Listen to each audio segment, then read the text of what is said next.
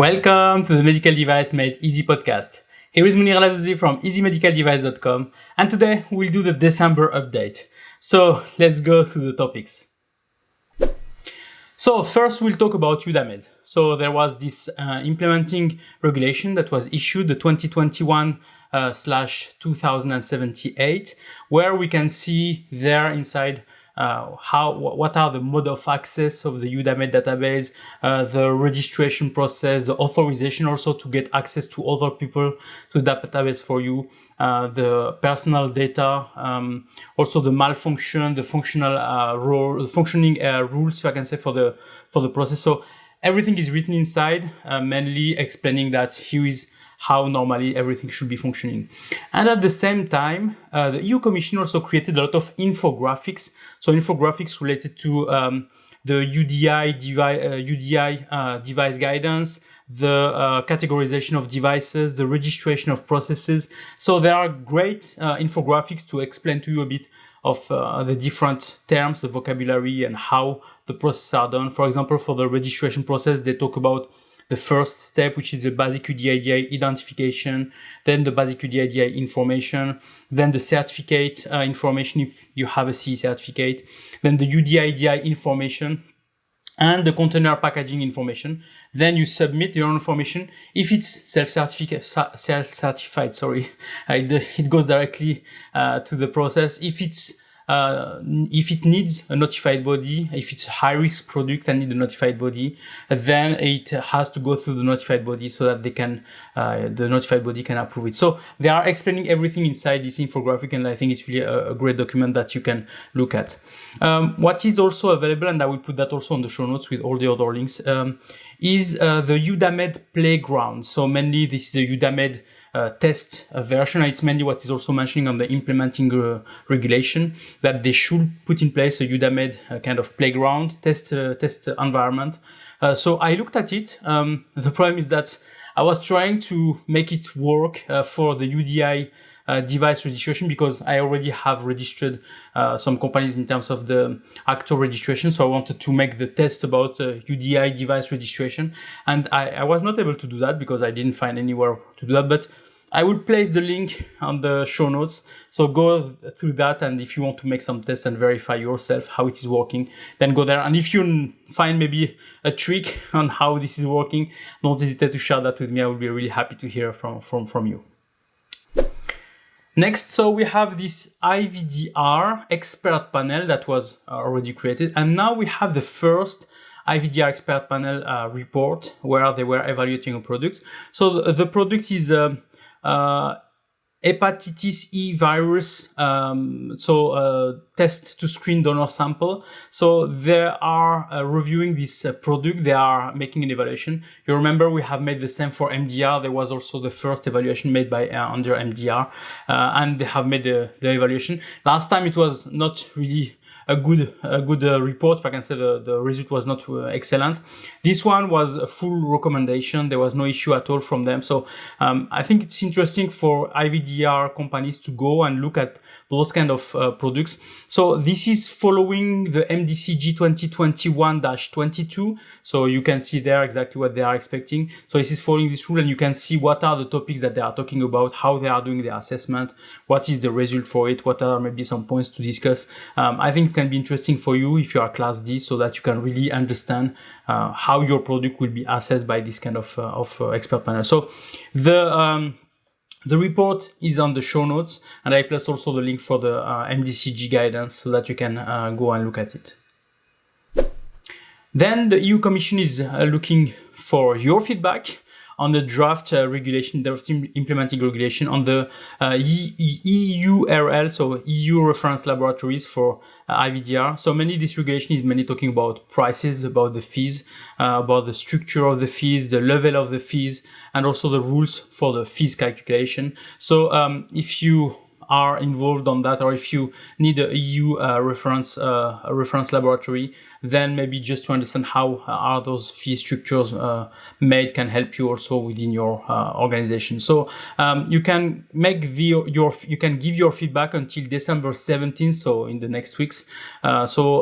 have a quick look. It's just 4 or 5 pages to read, so it's not too much. So if you are really involved on that, you can get that really quickly. And if you have any comments, so provide your feedback. I will also place the link for the show notes. Okay, Germany. So Germany so BfArM is trying to help us to know exactly who can help you to answer your questions. So they have created a page for contact persons for medical devices, where there is all the contact person and emails and maybe phone numbers also of people that can help you to answer some of your questions. So the different topics are classification of medical devices, risk assessment for non-active medical devices, risk assessment for active medical devices, risk assessment for in vitro diagnostic IVD devices, clinical trials, performance evaluation of active medical devices and or in vitro diagnostic, DMIDS, so it's the platform that they are using for German Medical Devices Information and Database System, the DMIDS, the Technical Help Desk, flat fees and prices, and other, also there is a section for other inquiries regarding medical devices. So if you have some question, then there is this page that you can go and you have all the people that can help you. So I suppose it can be helpful in case you have really some really interesting question. I mean, some difficult question to answer. So instead of just sending drop an email to just BfArM, so here you have really the right people to contact. So Ireland issued a survey on in-house devices. So you know that with IVDR, we have also a section related to in-house devices. And we talked about that recently in a LinkedIn Live with Stefan Bollinger and Eric Volbrecht. So they are issuing here a survey so that they are looking for your inputs related to in-house devices. So many this is products that are manufactured by healthcare facilities or some laboratories. But they are not manufacturers. They are just doing that because they are a laboratory and they are making their own assays, their own methods, if I can say, for investigation, for evaluation of some disease or for evaluation or for making some diagnosis. Then there are some specific rules now under EU MDR. You can go and look at again at the LinkedIn Live. And one of the things is that the HPRA is mainly asking you about this, if maybe there is some of the feedback that you can provide to them so that they can really help you on this one. So these in-house devices are really something important for healthcare facilities and laboratories. This is something where they have really to move forward quickly on it because they have now to inform their competent authorities of the products that they are doing, so all the techniques, all the methodology that they are doing. So we suppose that there can be maybe 30, 40 methodology that they are using for the diagnostics. Then they have to inform the competent authorities, and they have also to check that this the kind of methodology that they are using for their diagnostics is not already available on the market, which means that if it is available on the market, those laboratories or those healthcare facilities, they have to use the ones that are available on the market, and they don't have to make their own mixing and all own things together. So this is mainly the thing that is happening there. So don't hesitate, go to this LinkedIn Live and you will see all the questions that were asked to us. Ireland is also issuing an update related to the purchase or the creation or the demand of their free cell certificates. So there is this page that is created where there is the guide on how to get the free cell certificate from there. Who is eligible for that? What are the processes to get that? So this is also something that maybe you need. So go there and just try to get that. Annex 16. So you remember that we have talked a lot about Annex 16. So Annex 16 is mainly the products that have no medical purpose. And we are now expecting we are waiting, if I can say, to have the common specification so that we can now place those devices inside the kind of medical device regulation. As soon as those common specifications are published, then there is 6 months to wait, and then you will have to have your products also on the market. We discussed about that recently also with Dr. Roy von Hahn, so from TÜV Süd, where we discussed about the application of those products to the notified bodies. So if you want to go to this episode also to look at that. So here we have the Finland FIMEA, who issued just a page explaining that by autumn 2022, they will have to make a review of all those products. Why? Because mainly the implementing rolling plan that was issued by the EU Commission says that the common specification for the Annex 16 will be published by Q1 2022, which means worst case March 2022, which means that 6 months after, which will be September, so autumn, for that, all the manufacturers that are under those Annex 16 will have then to have their products under CE marking, under medical devices. So this is something that can be really challenging for manufacturers, but also maybe for competent authorities and for notified bodies. So to be on the safe side, try to be compliant from now to this. Contact your notified body now and try to have a discussion with them already. I think it will be the best thing you can do. Okay, we have the Christmas break. So we are in December, so we have the Christmas break. And some competent authority are alerting and saying that be careful. If you send anything from this date to this date, there will be no action done from us until we are back. So the first one is the MHRA. So the Christmas break from the MHRA will start from December 17th of 2021 and will end on January 10th, 2022. So it means that if you are submitting anything before December 17th, it will be following the normal process.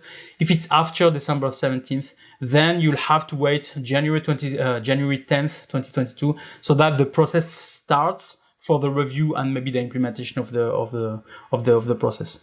Same for Belgium. So Belgium also is mentioning that for medical devices that you have to submit your, for example, clinical investigation demand or notification before the 21st of December 2021, and the restart will be again January 10th, 2022. So be careful of those Christmas breaks, because if you have something urgent, you know that maybe the competent authorities will not be available. So here we talk about MHRA and Belgium, but we suppose that a lot of others will have the same situation. So be careful of that.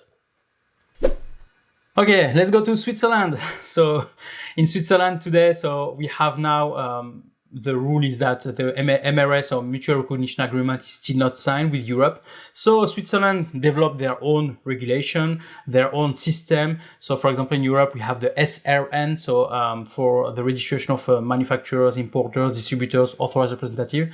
In Switzerland, they created the CHRN. I mean, they created that since a long time, but now we have an official, if I can say, database. So we have an official place where all the manufacturers, like the EUDAMED, but it's not on the same format as EUDAMED, where all the manufacturers, where all the importers, distributors, not distributors, all the authorized representatives are mentioned there with their CHRN. So you can see that there is a full list. So if you want to check, for example, that Easy Medical Device is on this list, so you can go on the show notes, there is this list, and you will see Easy Medical Device listed as a Swiss authorized representative. So if you need a Swiss authorized representative, don't hesitate. You can appoint us, and we'll really help you for placing your device in Switzerland until the MRA is signed. As soon as the MRA is signed, you will not need any more Swiss authorized representative. But until then, yeah, you need to appoint one if you are within this transition period.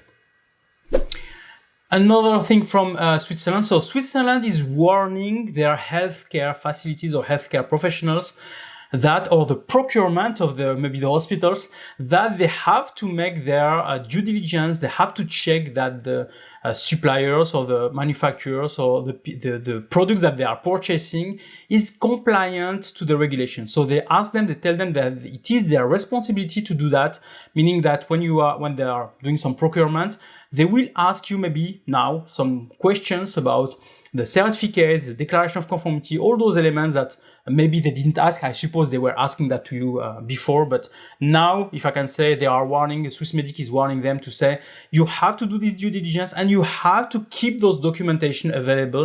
You have to store them and to make them available. So I will also place on the show notes the note related to that from Swissmedic.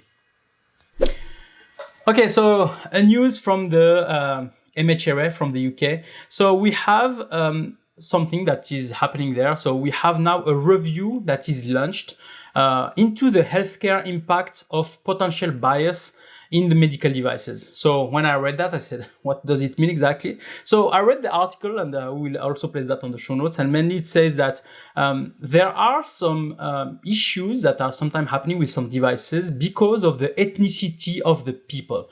For example, they are making the example of oximeters, where the oximeters are inaccurately providing a wrong information when the people have a dark skin.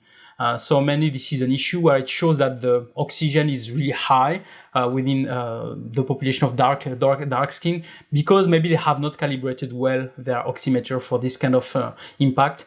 So mainly there will be an independent review that will be issued related to that, to verify, for example, oximeters, but also a lot of products related to that, and to check that there is no kind of bias or there is no kind of inequality regarding the ethnicity of the people, that the manufacturers have really made the test on all types of skins, all types of ethnicity, and they are not just making tests on the larger population for their products. So this is something that is done by the MHRA, and they plan to have the final review or the first outcomes from this review on end of January 2022. So this is mainly something that I'm waiting for, just to see what is the result. And also what will be interesting is to see, yes, if there are some manufacturers that maybe not on purpose, but forgot that their product is used with a certain ethnicity, and maybe the result will be not the same. So if you are this kind of manufacturer, be careful.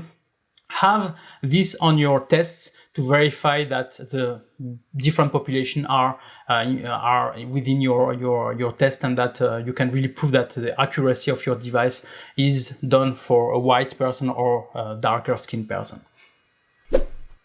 Okay, let's go now to the USA. So in the US, we have 2 webinars that will be issued. The first one will be for the final rules for medical device DeNovo classification process. So mainly they have created, they have updated their way for the DeNovo process. They are explaining exactly how it's done. So it will be December 14th, 2021. So you still have time now to register. It's already on my calendar, so I will try to attend this one.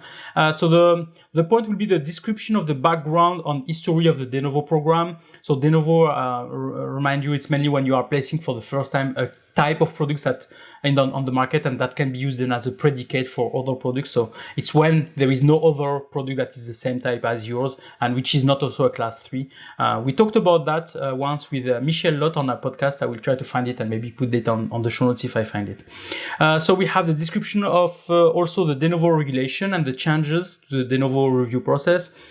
Description of what update of the documents that are covering this point, and identify the content of the updated to the DeNovo refuse to accept checklist and what is required to acceptance of the DeNovo request. So mainly this is the agenda, and I placed on the show notes just the link. So you go there is a add to calendar, you click on it and you add it to your calendar, and then you'll have the right time for you, because it's in the US. Then the second one is about the draft guidance of the 510K device software function for SAMD. So mainly when you are submitting a 510K for SAMD, software as a medical device, then here there is a draft guidance on how to do that, what are the documents needed, etc. So it's the same. There is also on the show notes there will be also the link for the webinar. It will be the December 16th in the US. And I also placed the draft guidance so that you can read it maybe also before the webinar. So if you are a software company and you want to go to the US, I think this one is really an interesting one for you, because it will provide you exactly the information that they need so that they can assess your products under 510K. Then the other one for 510K is the voluntary ESTAR program, which is mainly something interesting. So I tested it, so I put that also on the show notes. There is a specific interactive PDF document that is helping you to guide you to submit your 510K. So for now it's for 510K, and in January they will open it also for the DeNovo. So it's interesting because I went through it and I tested that with one of my customers. And yeah, each time you click on something, it opens a new box or new things, and you can attach some documents, you can do things. So it's really interesting. And then you can print the cover letter, and then you put everything in a USB stick and you send that to the FDA, and then they can review everything. So it helps because it provides guidance. If there is something missing, then you know that already, instead of you trying to build your 510K and sending the file, but maybe you have missed something. So here they are really verifying that everything is done. There is an auto verification. I don't know what it is because I didn't test that, but there is some verification that are done automatically within the E-Star program. So I think it's something interesting. If you are in the process to submit a 510K now, maybe just go through that, check it and verify it. It's there is two files, one for non-in vitro diagnostic and one for in vitro diagnostic. So you can test one or the other if you want. And the last one for outside of Europe, so mainly Saudi Arabia, they are issuing now a guideline for borderline products. So borderline between drug and food, drug and cosmetics, and also medical devices and other regulations. So it's nearly the same as the manual for borderlines in medical devices. So here you have a list of products or list of elements that can be maybe considered as medical device or not. What is interesting mainly here is that they have placed some kind of decision tree. So you go from top to down, and then it tells you yes, it's a medical device or not, or yes, it's a drug or not, or yes, it's a cosmetic or not, etc., etc. So it's something that can be interesting for you. If you're going to Saudi Arabia, this is something that can really help you to just assess things. And it says also, if they don't know, it says contact your Saudi Arabia contacts or SFDA contacts, so that you can maybe send them the information so that they can make the assessment for you. But here it's to help you to make the assessment without them if you can. Okay, notified bodies now. So this month we have a winner, if I can say. We have a notified body that is accredited now for EU MDR, which is SGS Belgium. So SGS Belgium is now the 25th notified body under EU MDR. And they have wrote an article on their website just to announce that also. And here is the message from SGS Belgium. We are delighted to have been appointed as a designated notified body under the European MDR and look forward to working with both existing and new clients to implement this demanding new regulation. With our existing approvals under the UKCA scheme, SGS is one of the few companies that can provide certification services for medical devices across the whole of Europe. Okay, so congratulations SGS Belgium. I hope you will get a lot of success and with your customers and new customers, as you said on this message. So we have, as I've said, 25 notified bodies under MDR. And we still have 6 notified bodies under IVDR. And as I remind you, so IVDR will be starting by the 26th of May 2021. There is still this proposal that will maybe help to delay some products, some classification, like class B, C, and D. Class A is mainly the 26th of May 2021, and then we have some classification that can be maybe coming later. But this is a proposal, so we still have no confirmation. We maybe are 90% sure it will pass, but there is still some question because we never know. So, so we have 6 notified bodies under IVDR, so it's still not a lot. If you are under IVDR, as we said always, try to move now to this new regulation. If you are, for example, IVDR Class A, you have now only 7 months now to be within the IVDR regulation. So don't miss the deadline here. Okay, so what happened at Easy Medical Device? So on the podcast, we had the podcast episode 153.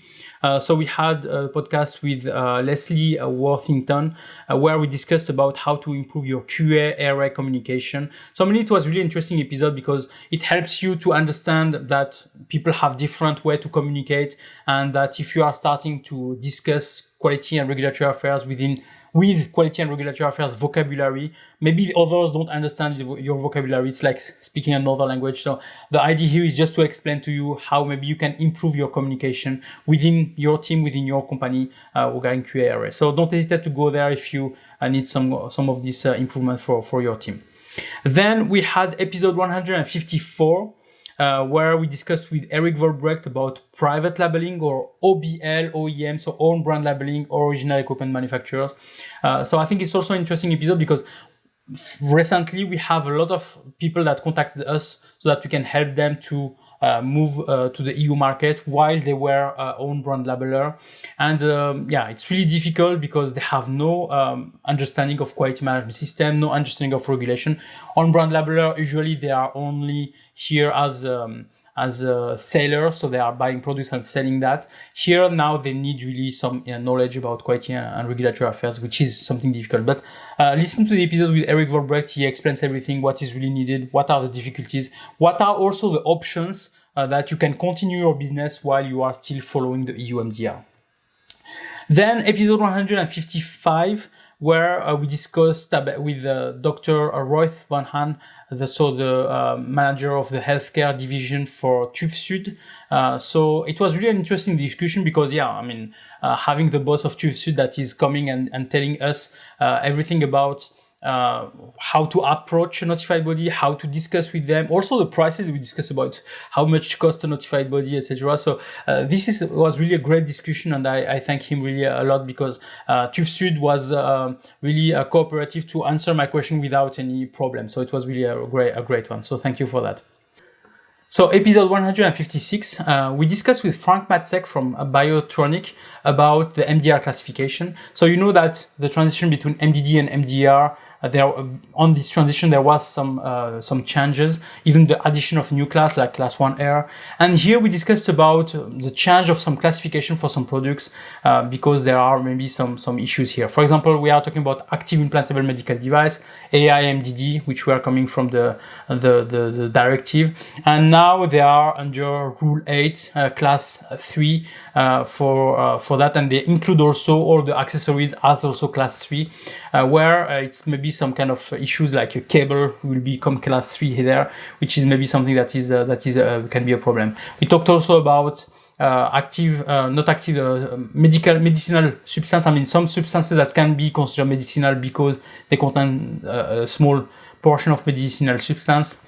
Those products are becoming Class 3 when before it was not, etc. So there are some big changes that are happening, and we discussed about that with Frank. So there was a lot of surprises. So we try to explain that to you. So I think it can be really an interesting episode if you are on this situation. Okay, now let's go through the LinkedIn Live. So we have made two LinkedIn Lives this month. The first one was about cybersecurity with Stefan Bolleininger.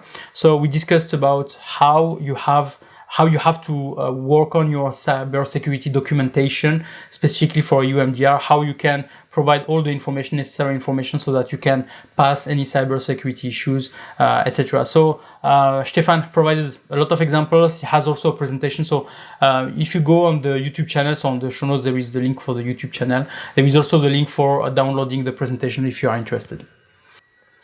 And the last one, the last LinkedIn Live was about in-house devices. So we talked about that just before. So we were with Stefan Bolleininger and with Eric Volbrecht, where we answered questions from people about in-house devices. So as I've told you, in-house devices are devices that are manufactured by laboratories or by healthcare facilities, but not in an industrial way.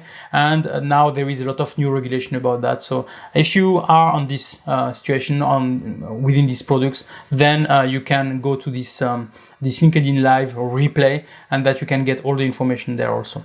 So I think it's interesting. And if you have other topics that would be maybe interesting for LinkedIn Live, where you can maybe ask also your question, don't hesitate. If I get a lot of same topics, I will try to build one episode specifically for you so that you can get that. Okay, it was a pleasure for me to make this episode. It's the last monthly episode for this year. So I wish you nice holidays. I wish you a Merry Christmas, Happy New Year if I don't talk to you until end of the year. And I hope the year 2022 will be great for you, and all my best wishes for 2022. So we'll talk again in 2022, and I hope we'll have some news for you. Maybe there will be a lot of information. So I hope will help you a lot in terms of understanding the regulation and what is happening. If you have some as I've said, some questions, don't hesitate. Contact me at info@easymedicaldevice.com, info@easymedicaldevice.com. Okay, it was a pleasure for me, and I wish you a nice day.